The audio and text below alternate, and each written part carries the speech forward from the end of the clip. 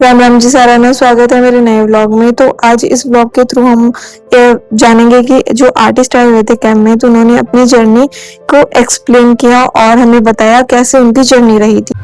तो कुछ स्टूडेंट से सवाल भी किए और श्याम सर ने हमें कुछ बताया भी।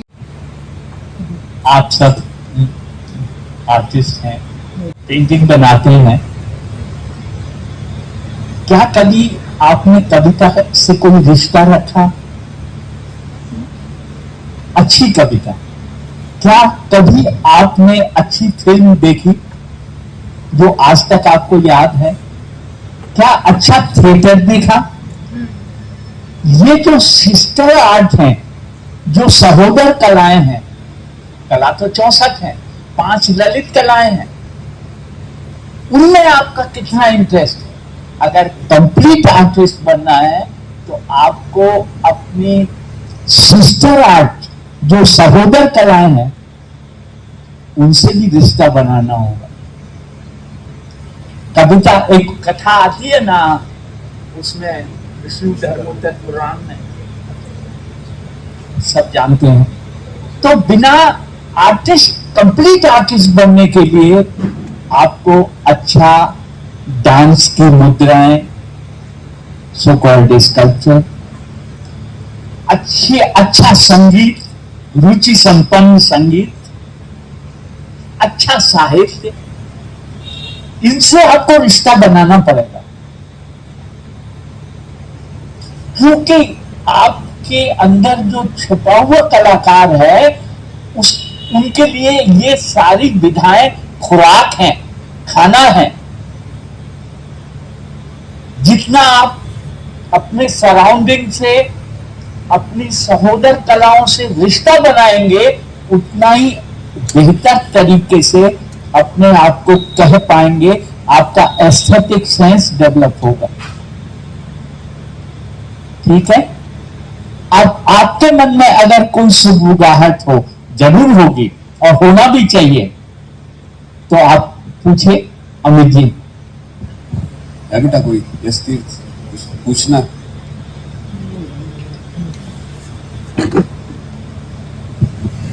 आपसे तो क्या ही पूछे, आपने तो मतलब मन में जो सवाल आते हैं, जैसे हमने आपको प्यार से एक नाम रखा है कि सेंटा क्लॉज रखा है। तो सेंटा क्लॉज क्या करता है? आपकी विशेष को पूरा करता है, पर आपने हमको ऐसे जवाब दिया, मतलब जो मन में पहले से सवाल होते हैं, वैसे कई सवाल होते हैं जिनको आप लेके नहीं आ सकते, तो उनको आपने इस तरीके से कर दिया कि मन में कोई सवाल ही नहीं आ सकता। तो मतलब एक होता है ना कि एक नई राह दी है हम लोग को, थोड़ी और जिज्ञासा से भर दिया, हम और कुछ बढ़िया कर सकते हैं। अब हम कैनवस को अलग नजरिए से देखेंगे, अब हम संगीत को और रुचि से सुनेंगे, अब हमारे मन में जाएगा हम और अच्छे से करेंगे। तो यही है।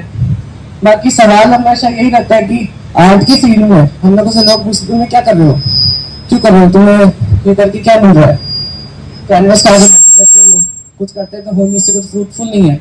घर वाले भी यही बोलते हैं कि पेंटिंग ही तो कर रहे हो, उसमें क्या है? तो फिर उनको देने के लिए हमारे पास हमेशा कोई जवाब नहीं होता, हम रह जाते हैं। तो फिर ऐसा होना चाहिए कि हम डिफाइन इसको कैसे करें। तो उसके लिए वो होना चाहिए आपके पास कि हाँ हम लोग कर सकते हैं, ये हम क्यों कर रहे हैं। तो हम लोगों को बोलने के लिए हमारे पास ऐसा क्या हो कि हम उनको क्या बोले, संतुष्टि हमारे अंदर का, उनको अपनी संतुष्टि कैसे दिखाएं। भाई, हम समाज में रहते हैं, समाज में हर तरह के लोग हैं, उनका पूछना स्वाभाविक है। मुझे छोटी सी कथा याद आ रही है, शायद उससे आपका सवाल का जवाब मिल जाए। वाल्मीकि रामायण में अंतिम सर्ग में एक कथा आती है।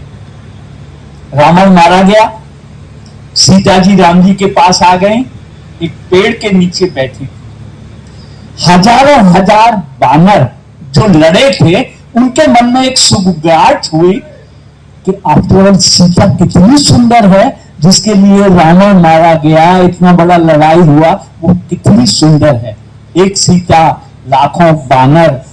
तो सबने डिसाइड किया कि एक कोई अनुभवी महिला बानरी, उसको जाके देखा है सीता को और हमको डिस्क्राइब कर दे, बस हो गया। गई एक बानरी, बड़ी अनुभवी, जाके सीता को चारों तरफ से देखा,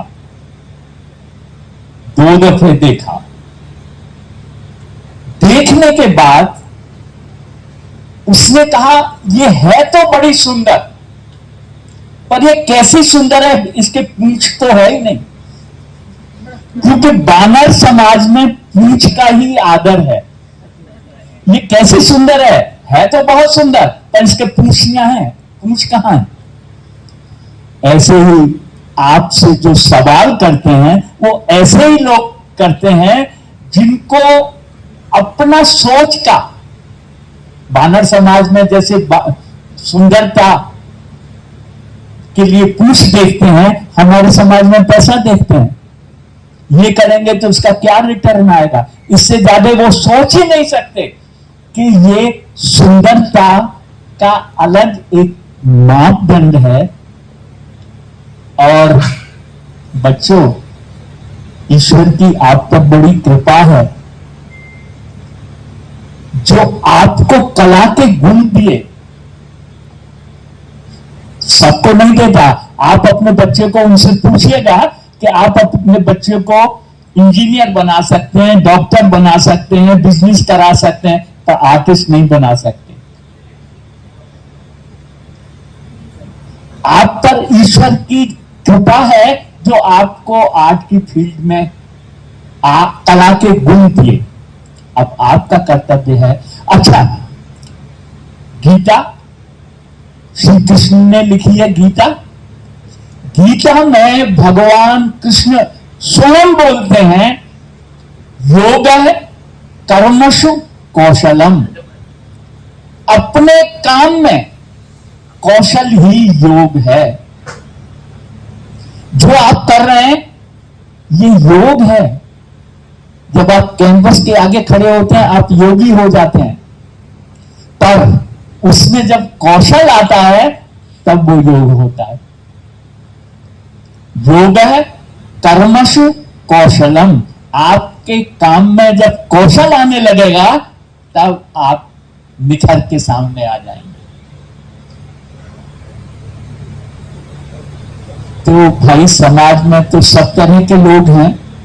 ये उनकी कमी है जो आपको नहीं समझ पा रहे हैं। जिसने संस्कृत नहीं पढ़ी, फ्रेंच नहीं पढ़ी,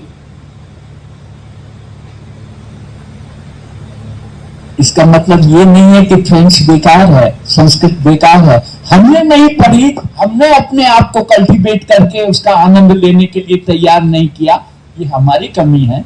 भाषा की या अभिव्यक्ति की कोई कमी नहीं है। ये तो उस आदमी की कमी है जिसकी सोच बहुत सीमित है, साधारण आदमी की सोच है। इसलिए आप घबराएं नहीं। दूसरी बात, जीवन में सफलता भी मिलेंगी, असफलता भी मिलेंगी। उस समय आपको घबराहट भी होगी कि कहां फंस गए। एक ही काम करना, किसी ग्रेट आर्टिस्ट का बायोग्राफी लेना और उसको पढ़ लेना, आपको रास्ता मिल जाएगा। आपको रास्ता नहीं, आपको अंदर से ताकत मिल जाएगी, बल मिल जाएगा परेशानियों से जूझने का।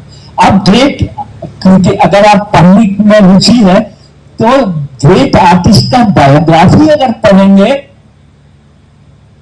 तो लगेगा अरे हम पे तो कोई परेशानी नहीं है, ये लोग तो इतना इतना झेल चुके हैं। इसलिए घबराना नहीं है। उस समय आप कोई भी लस्ट फॉर लाइफ, कितनी अच्छी अच्छी बायोग्राफी लिखी है, आप उनको लीजिए, पढ़िए, अपने अंदर से ताकत आ जाएगी, बल मिल जाएगा। ठीक है। अब और कोई बढ़िया सा सवाल पूछो यार। राजेश, कोई सवाल? हाँ, पूछ लो। सर, मेरा नाम राजेश है। सर, मुझे पूछना है कि कला के क्षेत्र में सबसे खूबसूरत चीज आपको क्या लगती है? कला के क्षेत्र में सबसे खूबसूरत चीज आपको क्या लगती है? प्रकृति, नेचर मुझे सबसे अच्छी लगती है। शायद वही ईश्वर का दूसरा रूप है जो हमको दिखाई देता है। ईश्वर तो दिखाई नहीं देता है, पर प्रकृति उसका प्रतिरूप है जो हमको दिखाई देता है। तो मुझे तो भैया एक खिलता हुआ फूल, एक कैक्टस का पौधा, सुंदर सा रास्ते में पड़ा हुआ गोल पत्थर, मुझे तो वो अच्छा लगता है भाई, नेचर, प्रकृति। वैसे ये इंडिविजुअल मामला है, इसमें कहने का बहुत है नहीं, ये अपनी अपना वो है। ठीक। तो गाइस आज के लिए बस इतना ही, मिलते हैं नेक्स्ट आर्टिस्ट के साथ नए विचारों के साथ।